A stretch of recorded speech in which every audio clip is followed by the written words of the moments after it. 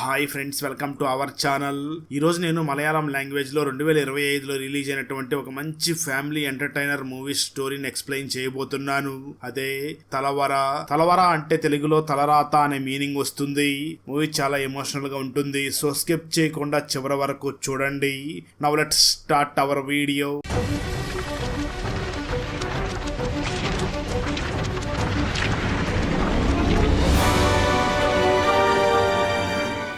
Video start చేసే ముందు మన ఛానల్లో లాస్ట్ వీడియోకి వచ్చిన బెస్ట్ కామెంట్ ఏమిటో చూద్దాం.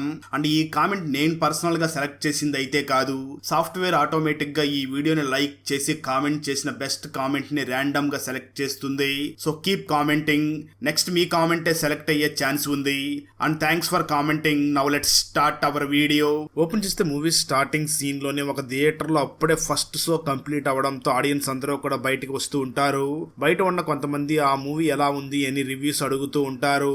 అందరూ కూడా వాళ్ళ ఒపీనియన్ చెప్తూ ఉంటారు. కానీ చివరికి జ్యోతిష్ అనే ఒక వ్యక్తి అక్కడికి వస్తాడు. కానీ తన ఫేస్ కనిపించకుండా మొహాన్ని అడ్డం పెట్టుకుని అక్కడి నుంచి వెళ్ళిపోతాడు. ఈ జ్యోతిష్కి సినిమాలంటే చాలా పిచ్చి ఉంటుంది. ప్రతి శుక్రవారం కూడా సినిమాకి వెళ్తూ, అది కొత్త సినిమా అయితే ఫస్ట్ డే ఫస్ట్ షోనే చూసేస్తూ ఉంటాడు. ఈ రోజు కూడా తన ఫాదర్ కి ఒంట్లో బాగోలేదు అని తను వర్క్ చేస్తున్నటువంటి ప్లేస్ లో అబద్ధం చెప్పి థియేటర్ దగ్గరికి వచ్చి అక్కడ రివ్యూ తీసుకుంటున్న వ్యక్తి వీడియో షూట్ చేసి ఉండడంతో తన ఓనర్ ఆ వీడియోని చూసి వెంటనే జ్యోతిష్ ని పనిలో నుంచి తీసేస్తాడు. ఈ జ్యోతిష్ కి సినిమాలు చూడటమే కాకుండా సినిమాలో యాక్ట్ చేయాలి అనే పిచ్చి చాలా బలంగా ఉంటుంది. అయితే తన మొహం మీద తెల్లటి మచ్చలు ఉండడంతో నాకు స్కిన్ సమస్య ఉంది, నాకు స్కిన్ ప్రాబ్లం ఉంది కదా, నన్ను ఎవరు సినిమాలోకి తీసుకుంటారో అని చాలా బాధపడుతూ ఉంటాడు. తన మొహం మీద ఉన్న ఆ తెల్లటి మచ్చల వల్లే తను ఏ పెళ్లికి వెళ్ళినా ఫోటో తీయించుకోవడం కోసం కూడా చాలా ఇబ్బంది పడుతూ ఉంటాడు. అలా జ్యోతిష్ తన జీవితంలో బాధలు పడుతూ ఉండగా తన జీవితంలో మరొక ప్రాబ్లం కూడా స్టార్ట్ అవుతుంది. ఒకరోజు జ్యోతిష్ చెల్లెలు ఆ వీధిలో ఉన్నటువంటి ఆటో డ్రైవర్ ని పెళ్లి చేసుకుని ఇంటి దగ్గరకు వచ్చి నిలబడి ఉండడంతో జ్యోతిష్ మరియు వాళ్ళ అమ్మ ఇద్దరు కూడా చాలా కోపంగా జ్యోతిష్ చెల్లిని చాలా తీవ్రంగా కొడుతూ, ఎందుకు నువ్వు ఇలాంటి పని చేసావు, మేము నీకేమైనా తక్కువ చేసి చూసామా అంటూ గొడవ పడుతూ ఉంటుంది.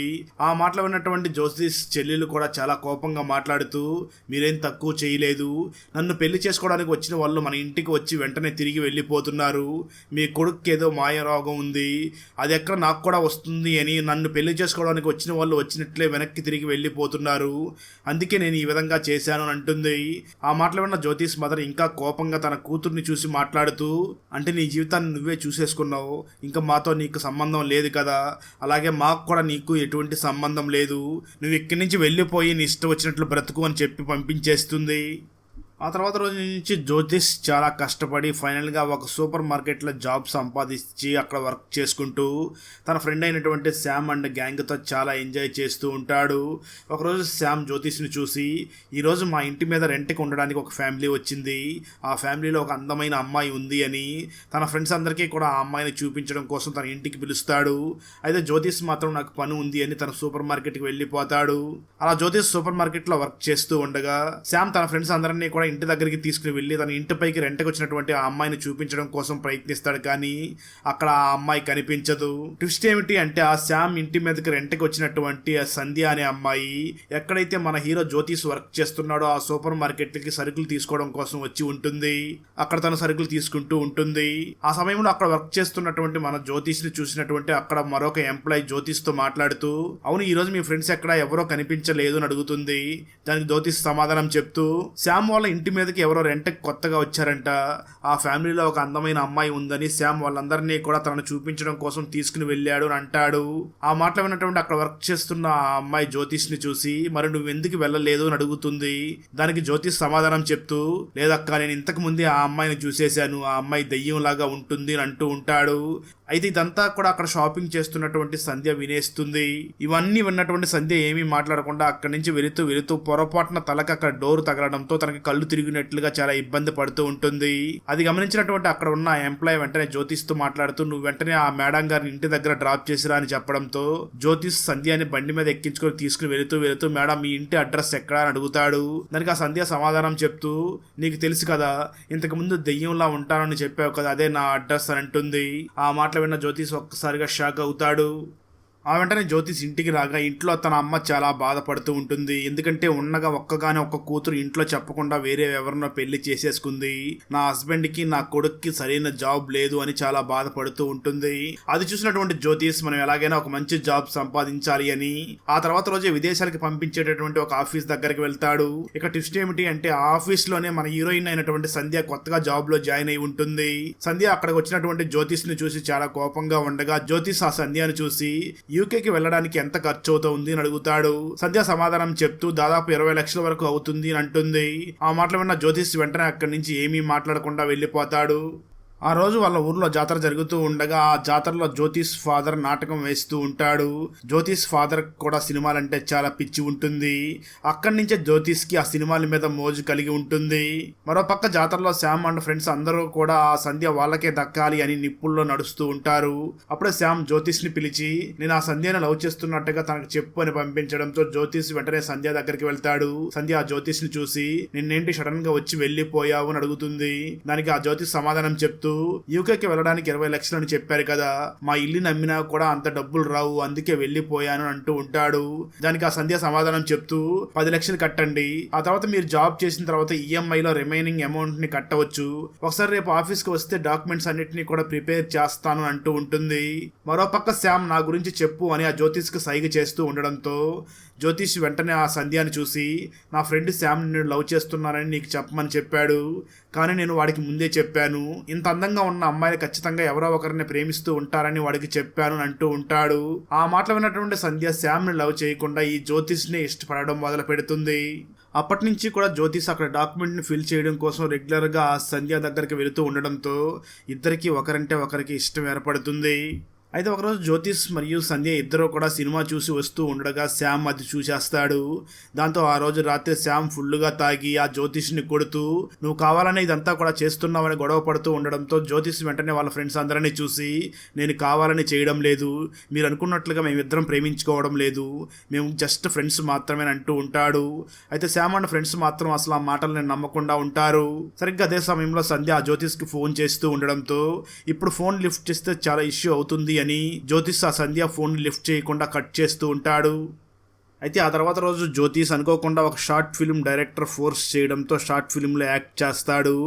ఆ షార్ట్ ఫిల్మ్ డైరెక్టర్ జ్యోతిష్ని చూసి నీ యాక్టింగ్ చాలా బాగుంది, నీకు ఇంట్రెస్ట్ ఉంటే రేపు ఒక ఆడిషన్ జరగబోతుంది, అక్కడికి వెళ్ళు, నువ్వేం భయపడకు, నీ ఫేసు నీ అందాన్ని కాదు నీ నటన్నే చూస్తారు అని ధైర్యం చెప్పడంతో జ్యోతిష్ కూడా చాలా ఇంట్రెస్ట్గా ఉండడంతో తన అమ్మకు మాత్రం ఒక జాబ్ ఇంటర్వ్యూకి వెళుతున్నాను అబద్ధం చెప్పి మూవీ ఆడిషన్స్కి బయలుదేరి వెళ్తాడు.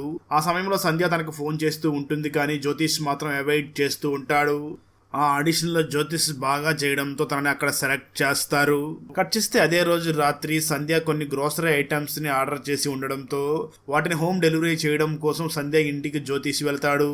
అప్పుడు ఆ సంధ్య మాట్లాడుతూ ఏంటి మొన్న ఫోటో ఇవ్వడానికి మాత్రం వచ్చావు, ఆ తర్వాత మళ్ళీ కనిపించలేదు, ఫోన్ కూడా లిఫ్ట్ చేయడం లేదు, ఎందుకు నా ఫోన్ లిఫ్ట్ చేయడం లేదు అని అడుగుతుంది.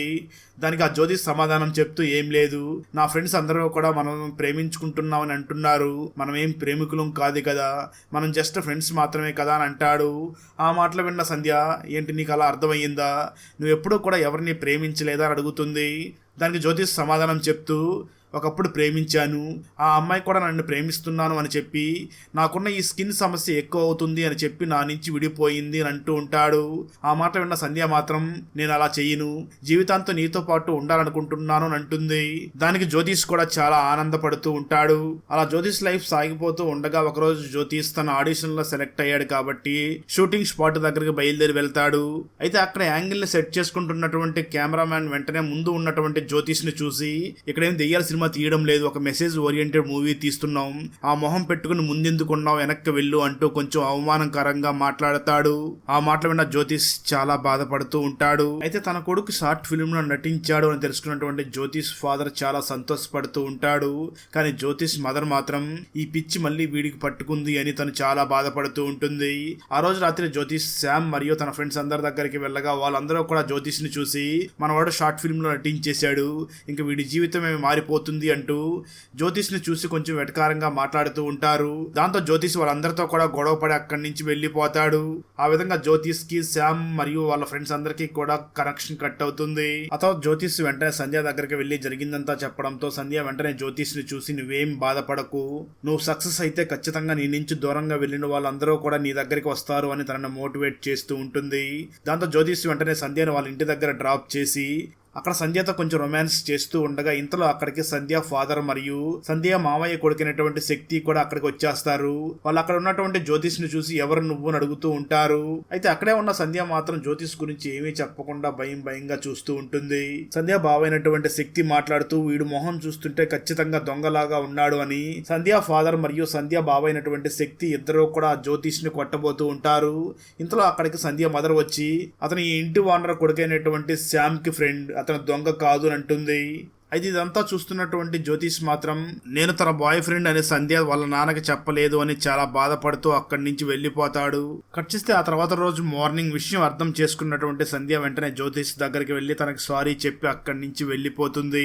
ఆ రోజు జ్యోతిష్ వర్క్ ఫినిష్ చేసుకుని ఇంటికి వెళుతూ ఉండగా తన దగ్గరికి శక్తి అక్కడికి వచ్చి నువ్వు సంధ్యని ప్రేమిస్తున్నావన్న విషయం నాకు తెలుసు, కానీ చిన్నప్పటి నుంచి నేను ఆ సంధ్యని ప్రేమిస్తున్నాను, మా మధ్యలోకి నువ్వు రాకు అని తన ఫ్రెండ్స్ తో కలిసి ఆ జ్యోతిష్ ని కొట్టబోతూ ఉంటాడు. అయితే అక్కడికి దగ్గరలోనే జ్యోతిష్ ఫ్రెండ్స్ అక్కడ క్రికెట్ ఆడుకుంటూ ఉంటారు. కానీ మొదట్లో వాళ్ళు ఇక్కడ జరుగుతున్నటువంటి ఫైటింగ్ దగ్గరికి రారు. కానీ ఎప్పుడైతే శక్తి ఫ్రెండ్స్ జ్యోతిష్ ని కొట్టబోతూ ఉంటారో సరిగ్గా అదే సమయంలో జ్యోతిష్ ఫ్రెండ్స్ అలాగే జ్యోతిష్ బావ కూడా అక్కడికి వచ్చి ఆ శక్తిస్ కి వార్నింగ్ ఇస్తారు. దాంతో శక్తి ఫ్రెండ్స్ చాలా భయపడిపోతూ ఈ ఏరియా మంద కాదు అంటూ శక్తిస్ ని అక్కడి నుంచి తీసుకుని వెళ్ళిపోతారు. ఆ వెంటనే జ్యోతిష్ ఫ్రెండ్స్ వెంటనే జ్యోతిష్ ని పక్కకి తీసుకుని వెళ్లి తనతో మాట్లాడుతూ ఉంటారు.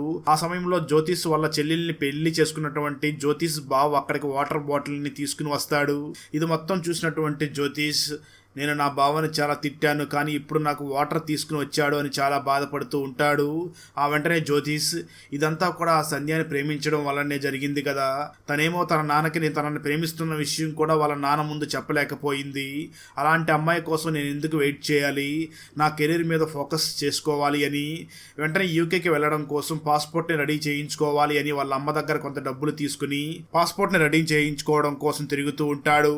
సరిగ్గా అదే సమయంలో ఈ జ్యోతిష్ ఇంతకు ముందు ఆడిషన్ ఇచ్చాడు కదా, ఆ యాక్టింగ్ని ఒక డైరెక్టర్ చూసి జ్యోతిష్కి ఫోన్ చేసి నువ్వు యాక్టింగ్ చేయాలి, ఒకసారి వెంటనే నా ఆఫీస్కి రా అని ఫోన్ చేసి చెప్తాడు. దాంతో జ్యోతిష్కి మళ్ళీ మూవీస్లోకి వెళ్ళాలి అని ఆశ కలుగుతుంది. ఆ వెంటనే జ్యోతిష్ తనకు ఫోన్ చేసినటువంటి డైరెక్టర్ ఆఫీస్ దగ్గరికి వెళ్ళగా ఆ సమయంలో అక్కడ డైరెక్టర్ ఉండకుండా బయటికి వెళ్ళి ఉంటాడు. అయితే ఆ డైరెక్టర్ తీయబోయే సినిమాకి ప్రొడ్యూసర్ అక్కడ ఉండి తను ఈ జ్యోతిష్ని రకరకాల ప్రశ్నలు అడుగుతూ ఉండడంతో జ్యోతిష్కి చాలా కోపం వస్తూ ఉంటుంది. అది మొత్తం చూస్తున్నటువంటి జ్యోతిష్ ఎందుకు మనల్ని ఈ విధంగా అవమానపరుస్తున్నారు అని చాలా బాధపడుతూ ఉంటాడు. ఆ తర్వాత జ్యోతిష్ ఇంటికి వెళ్ళగా ఇంటి దగ్గర తన తల్లి మళ్ళీ ఈడు ఆడిషన్కి వెళ్ళాడు అని జ్యోతిష్ మీద గొడవ పడుతూ ఉండడంతో కోపంలో జ్యోతిష్ వాళ్ళ అమ్మని కూడా బాగా తిడతాడు. అప్పుడే అక్కడికి వచ్చినటువంటి జ్యోతిష్ ఫాదర్ అమ్మ మీదే ఎదిరించి మాట్లాడుతున్నావా అంటూ జ్యోతిష్ని చెంపదెబ్బ కొట్టడంతో జ్యోతిష్ ఇంట్లో ఎవరికీ చెప్పకుండా సైలెంట్గా అక్కడి నుంచి వెళ్ళిపోతాడు. మరోపక్క సంధ్య జ్యోతిష్కి ఫోన్ చేస్తూ ఉంటుంది, అయినా కానీ ఫోన్ లిఫ్ట్ చేయకుండా ఉంటాడు. ఆ రోజు రాత్రి సంధ్య వాళ్ళ ఇంట్లో ఒక ఫంక్షన్ జరుగుతూ ఉండగా సంధ్య మాత్రం అక్కడ ఉండకుండా సంధ్య ఎక్కడైతే రెగ్యులర్ గా జ్యోతిష్ ని కలుస్తుందో ఆ ప్లేస్ దగ్గరికి వెళ్తుంది. ఆ ప్లేస్ లో ఉన్న వాటర్ ట్యాంక్ మీద జ్యోతిష్ ఒంటరిగా కూర్చుని చాలా బాధపడుతూ ఉంటాడు. సంధ్య వెంటనే జ్యోతిష్ దగ్గరికి వెళ్లి తనతో మాట్లాడుతూ ఎందుకు నువ్వు ఈ విధంగా బాధపడుతున్నావు, నువ్వేం బాధపడకు, నీకంటూ ఒక మంచి రోజు వస్తుంది అన్నట్టు మన ఇద్దరు ప్రేమ విషయం నేను ఇంట్లో చెప్పేశాను, నువ్వు కూడా మీ ఇంట్లో చెప్పి మీ పేరెంట్స్ ని మా ఇంటికి తీసుకువచ్చి మాట్లాడించు అని అంటుంది. అలా మాట్లాడినటువంటి సంధ్య వెంటనే దగ్గరుండి జ్యోతిష్ ని తనతో పాటు తీసుకుని వెళ్ళి వాళ్ళ ఇంటి దగ్గర డ్రాప్ చేసి వెళ్ళిపోతుంది. ఆ రోజు రాత్రి జ్యోతిష్ పేరెంట్స్ కి జ్యోతిష్ సంధ్యని ప్రేమిస్తున్నాడు అని తెలిసిపోతుంది. దాంతో ఆ తర్వాత రోజు జ్యోతిష్ బాగా రెడీ తన పేరెంట్స్ ని తీసుకుని సంధ్యని తనకిచ్చి పెళ్లి చేయమని అడగడం కోసం ఆ సంధ్య వాళ్ళ ఇంటి దగ్గరికి బయలుదేరి వెళ్తారు. అయితే అక్కడ ఉన్నటువంటి శక్తి మాత్రం జ్యోతి అక్కడికి రావడం చూసి చాలా కోపంతో రగిలిపోతూ ఉంటాడు. కానీ ఆ జ్యోతిష్ పక్కన తన ఫ్రెండ్స్ ఉండడంతో తను సైలెంట్ గా ఉంటాడు. విషయం తెలుసుకున్నటువంటి సంధ్య ఫాదర్ జ్యోతిష్తో మాట్లాడుతూ నా కూతురు ఇష్టపడింది కదా, మీకు నేను కూడా పెళ్లి చేయాలనుకుంటున్నాను, కాకపోతే నువ్వేం చేస్తూ ఉంటావు అని అడుగుతాడు. దానికి ఆ జ్యోతిష్ సమాధానం చెప్తూ నేను ఇప్పుడు ఒక సూపర్ మార్కెట్ లో వర్క్ చేస్తున్నాను, త్వరలోనే మూవీస్ లో కూడా యాక్టింగ్ చేయబోతున్నాను అని చెప్తూ ఉంటాడు. అయితే ఆ మాటలు విన్నటువంటి సంధ్య ఫాదర్ మాత్రం ఏం మాట్లాడుతున్నావు, నీలాంటి వాడికి నా కూతురిని ఇవ్వను, వెంటనే ఇక్కడి నుంచి వెళ్ళిపో అంటూ జ్యోతిష్ మరియు తన పేరెంట్స్ అందరినీ కూడా ఇంట్లో నుంచి పంపించేస్తాడు. ఆ తర్వాత రోజు జ్యోతిష్ మార్కెట్ లో వెళుతూ ఉండగా తన దగ్గరికి తన చెల్లెలు భర్త అంటే జ్యోతిష్ బావు వచ్చి చాలా ప్రేమగా మాట్లాడి అక్కడి నుంచి ముందుకు వెళుతూ తనకు గుండె నొప్పి రావడంతో అక్కడికక్కడే కింద పడి చనిపోతాడు. ఆ సమయంలో జ్యోతిష్ సిస్టర్ ప్రెగ్నెంట్ గా ఉంటుంది. దాంతో ఈ జ్యోతిష్ బాగా ఆలోచిస్తూ ఇప్పుడు నా చెల్లెల్నే కాదు, నా చెల్లెలు కడుపులో పెరుగుతున్నటువంటి ఆ బిడ్డని కూడా చాలా జాగ్రత్తగా చూసుకోవాలి. మనం చేసే ఈ శాలరీ సరిపోదు, ఇప్పుడు ఏం చెయ్యాలి అని ఆలోచిస్తూ ఉండగా అప్పుడే జ్యోతిష్కి తన బావ ఆటో కనిపిస్తుంది. జ్యోతిష్ వెంటనే తన బావ ఆటోని క్లీన్ చేయించి ఆ ఆటోని తోలడం మొదలు పెడతాడు. అప్పటి నుంచి కూడా జ్యోతిష్ ఆటోని ఫుల్ టైం నడుపుతూ తన ఫ్యామిలీని చాలా జాగ్రత్తగా చూసుకుంటూ మూవీస్ని మర్చిపోయి పని చేసుకుంటూ ఉంటాడు. అలాంటి సమయంలోనే ఆడిషన్లో ఇతన్ని సెలెక్ట్ చేసినటువంటి డైరెక్టర్ జ్యోతిష్ కనిపించడంతో జ్యోతిష్ ఆ డైరెక్టర్ని చూసి ఏంటి సార్ మూవీస్ షూటింగ్ స్టార్ట్ చేశారా, ఎలా నడుస్తుంది అని అడుగుతూ ఉంటాడు. దానికి ఆ డైరెక్టర్ మాట్లాడుతూ ఆ ప్రొడ్యూసర్కి నాకు పడలేదు, గొడవ అయ్యింది. ఇప్పుడు నేను వేరే ప్రొడ్యూసర్ని పెట్టాను, అందరూ కొత్త వాళ్ళని పెట్టి ఒక ప్రాజెక్ట్ చేయబోతున్నాను, నీకు ఇంట్రెస్ట్ ఉంటే నువ్వు వచ్చి నా సినిమాల్లో యాక్ట్ చెయ్యి అని అంటాడు. అయితే ఆ మాటలు విన్న జ్యోతిష్ మాత్రం వద్దు సార్, నాకు ఆ సినిమాలకి పడడం లేదు, ఇప్పుడు నాకు చాలా బాధ్యతలు ఉన్నాయి, నా లైఫ్లో సినిమా అనే చాప్టర్ క్లోజ్ అయిపోయింది అని చెప్తూ ఉంటాడు. నేను సినిమాలు వద్దు అనుకుంటున్నా, సినిమాలే నన్ను కావాలి అని నా దగ్గరకు వస్తున్నాయి, ఒకసారి ప్రయత్నిస్తే ఎలా ఉంటుంది అని అనుకుంటూ ఉంటాడు. ఆ తర్వాత అతి కష్టం మీద జ్యోతిష్ మళ్ళీ తనకు మాట ఇచ్చినటువంటి ఆ డైరెక్టర్ దగ్గరకు వెళ్ళి ఆడిషన్ ఇవ్వగా ఆ ఆడిషన్లో డైరెక్టర్ ఒక మంచి సన్నివేశం చెప్పడంతో జ్యోతిష్ ఆ సన్నివేశంలో బాగా యాక్ట్ చేస్తాడు. అది చూసినటువంటి డైరెక్టర్ జ్యోతిష్తో మాట్లాడుతూ నువ్వు యాక్టింగ్ చాలా బాగా చేసావు, మనం కలిసి పనిచేస్తున్నాం, త్వరలోనే షూటింగ్ ప్రారంభించబోతున్నాం అని చెప్పి అక్కడి నుంచి వెళ్ళిపోతాడు. ఆ మాటలు విన్నటువంటి జ్యోతిష్ పేరెంట్స్ అలాగే జ్యోతిష్ ఫ్రెండ్స్ అందరూ కూడా చాలా ఆనందపడుతూ ఉంటారు. కట్ చేస్తే ఆ తర్వాత జ్యోతిష్ జీవితాన్ని మూవీగా తీసి రిలీజ్ చేయడంతో ఈ సినిమాకి ఫ్యామిలీ ఆడియన్స్ తో పాటు పిల్లలు కూడా బాగా లైక్ చేయడంతో బాగా మూవీ హిట్ అవుతుంది. ఆ మూవీ సక్సెస్ సెలబ్రేషన్ ని చేసుకుంటూ ఉంటారు. అక్కడతో ఈ మూవీ ముగిస్తుంది. మనిషి బ్రతికి ఉండగానే తన ఆత్మ దెయ్యం లాగా ఆ రూమ్ లో ఎందుకు ఉంది, అన్న తన సొంత తమ్ముణ్ణి ఎందుకు షూట్ చేసి చంపాడు, ఒక ఆత్మ మనిషిని ప్రేమిస్తే ఏమయ్యింది, ఆ ఆత్మ మనిషికి ఎలా సహాయం చేసింది, ఎందుకు అతను అన్ని ఆత్మల్ని తన ఇంట్లో పెట్టుకుని ఉన్నాడు, కేకే ఎందుకు తను ప్రేమించినటువంటి ఆ అమ్మాయిని తనే షూట్ చేసి చంపేశాడు, ఒక పాడుబడిపోయిన బంగ్లా కావాలి అని ఆ కేకే ఎందుకు ఎంత ఖర్చు పెట్టడానికైనా సిద్ధపడుతున్నాడు, అసలు ఆ బంగ్లాలో ఏముంది.